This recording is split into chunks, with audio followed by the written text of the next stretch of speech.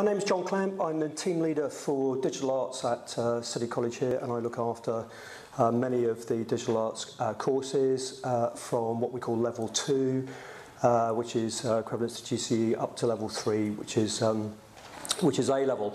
I'm going to be talking about more to do with the application of using blogs as opposed to blog technology itself. How we've been able to use blogs both again as an assessment tool, but some of the kind of drivers, external drivers, and some of the drivers from within college, and also some of the kind of cultural elements that are beginning to evolve with our students who are very IT savvy and have a very great expectation in terms of being able to both identify with and utilise technology within the classroom. So I'm just going to spin over this very quickly, that for those of you who are unaware of what a blog is, and we've seen some good examples of what blogs can do, but effectively in one term it's a digital diary. It's the ability for anybody to be able to generate an online diary. My colleague was just talking about using mobile technology. Most of the big blog apps now you can get for both Android and for iPhone as well, so you can upload to blog in real time wherever you are using mobile networks or 3G technology. It is a digital diary. It's also used as a social interaction facilitator. In other words, again, we've seen evidence where there's a possibility of being able to, your peer group or other people within the community can make commentary on your blogs or your posts, etc. And I'll be showing some examples of how that works. We've been looking at learner value added in terms of how we can facilitate different and perhaps more imaginative ways of allowing our students to use reflective tools in terms of their curriculum practice. We've also been using it as a literacy development tool, particularly for our language literacy and numeracy agenda. Independent learning development tool as well, where students can access their blogs 24/7. They can do it from home, they can do it from within class, they can now do it on their mobile, they can do it on their wireless technology, etc. We've also found that it has allowed students to be much more confident in their literacy abilities and literary skills in terms of very simple things like the ability to be able to communicate effectively through written word, through spelling, grammar, etc., which is looked at and gone through in tutorial situations with the students. And also it's a good peer group development tool. We've seen a lot of students on the Year 2 courses, the Level 2 courses, who have very low confidence and self-esteem issues, and this is one of the ways in which we facilitate a greater degree of social interaction.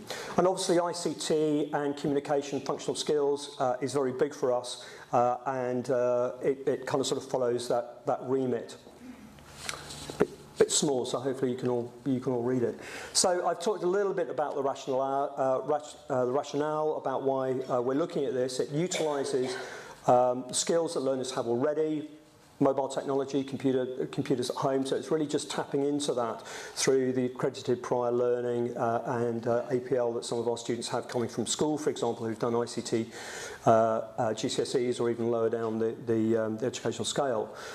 Also, we have a lot of students where they just simply cannot afford the level of sketchbooks or particularly in the visual arts. So we have found that using blogs has facilitated an immense cost reduction as well for students. Media-rich capabilities, we've already seen, video, sound, YouTube, all the stuff that you can put in there, very, very media-rich.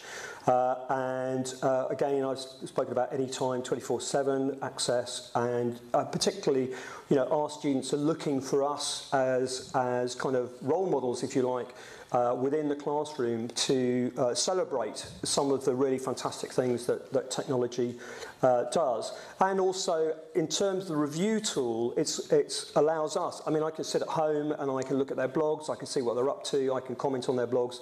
So for me, it allows me, you know, if I'm off sick, it allows me to still maintain the links with the students and make commentary on postings that they've done. And we've embedded it within the curriculum, so it is an expectation from day one that they engage within a curriculum blog. We also have a sandbox, which is a gaming term for experimentation. They can put anything in there that they like. So there's a very kind of structured area that they need to work with as part of their curriculum, and then there's a kind of sort of play area that they can use again through this peer interrelationship with other people within the class, etc. It is also about taking ownership of their own development. It's something that's very much theirs, and we promote that.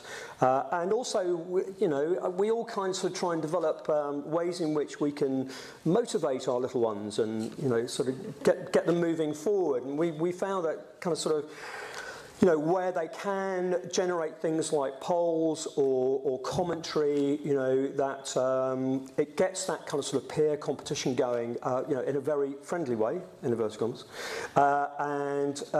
We have noticed that there has been more engagement with the blogs through that kind of facility. And then we use them for research, concept development, planning, and evaluation, and things like that. So. Some of the challenges have been where students have very often considered things like social networking, blog use as very much a social activity, and then they come into an environment where they're expected to engage in a very kind of sort of curriculum-based way. And that has created some kind of sort of cognitive issues about students taking on board, that this is actually educational, this is not social. But again, where they see the next year up and the benefits that those students have derived from using blogs, again, that's where you start to get the culture developing across a much broader kind of area of the curriculum. And we have students who are not IT savvy, and we've had issues with that in terms of, and also from social backgrounds where students whose families do not have computers, and that that makes it not difficult, because evidently the blogs primarily are done within the classroom and within contact time, though we do obviously say to students as part of their enrichment they are not required, but they are encouraged to do it at home. Maintaining, updating blogs, really trying to get them focused on it, and constantly updating on almost a daily basis can be quite problematic. Policing content, my colleague was talking about, where you can make blogs available in a public way, or you can constrain it down to other members within a particular group. But we have a very strict ICT policy, usage policy here within City College, and we obviously make students very aware that even though this is externally hosted and not hosted within City College, they are subject to, whilst using this, the ICT policies in terms of use. And so far, touch wood, we haven't had any problems with things like language or equal opportunities or quality and diversity. Lots of successes. We won. We were the runner-up in the JISC High Five Awards for assessment last year. We're looking to put some other projects in terms of use of ICT in the classroom. One of them is using blogs remotely via mobiles, etc. And it has allowed us to develop learner engagement, writing skills, communication skills, engagements for critical and reflective practice, collaboration between social personal learning networks, personalised workspaces, and, again, as my colleagues were saying, we use WordPress, which can be very simply used, or it has very deep hidden depths of what you can do with it. And so we encourage students to develop it in a very personal way, even though the use of it primarily is for curriculum development. As I said before, we use it across both level 2, level 3, and now. Is this going to be, oh, is this Web Sense? Okay, okay. Let's see if I can, right, all turn away while I do this. We're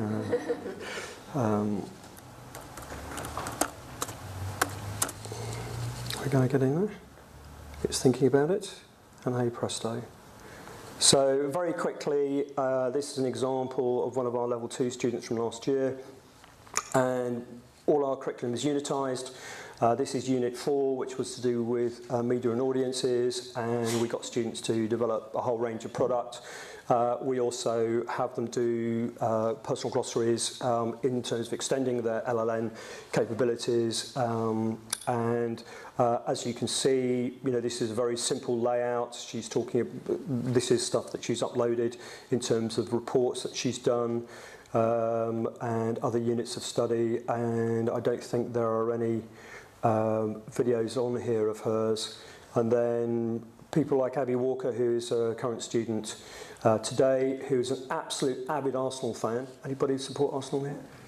No, obviously not. Okay, poor Abby's in the minority. I'll pass it on to her tomorrow when I see her. And again, you can see that we have a lot of, you know, less material on this one because the students only just started using blogs, and what we tend to find is that the entries are quite small to start with, and by the time they get to the end of the course, you know, the entries are massive, much more reflective, much more kind of in-depth, with much more kind of sort of material on it. That's about it, I think. I'll just show you a quick one from Danielle, who's a level 3 games design student, and then probably call it a day. And again, with Danielle, this is a whole load of work that they're doing in terms of developing something that's called a LAN party. Anybody know what a LAN party is? Yes, I'm getting a couple of nods. I had to look up in a dictionary when my tutor said to me, oh, we're thinking about running a LAN party. So I nodded sagely and then beetled off to look at a dictionary to see what it actually meant. But it's principally a group of students coming together and kind of playing games online with each other. So again, not so much about the technology, but more about its applications, and certainly, as far as we're concerned, you know, the inherent benefits of this type of technology and how we can really embed it into our curriculum as a significant pedagogical tool. We're now beginning to see it rolled out in a lot of different other disciplines, not just visual arts, but hair and beauty, sports therapy, right the way across the board, where the principle is the same, but obviously with differing content. But I strongly recommend it, and I'm not sponsored by WordPress or anything like that. Are there any questions anybody would like to ask? Yes. Are you submitting the blogs as evidence when the moderators? Yes, we do. Particularly when it comes to the curriculum work we look at, and we place it within the curriculum briefs or the task sheets that we give the students that says they have to do X number of posts and it has to cover this and this and this. So yes, it is, along with their practical work, we're using this more and more as their sketchbook work to evidence concept development, reflective practice, evaluation, those kind of things. So we can look at that and say, yeah, that student's done this or this or this or this, and we are actually, yeah, and then obviously we reflect on that with the students in terms of their tutorials and their feedback sheets. Any other questions? No? That's it. Thank you.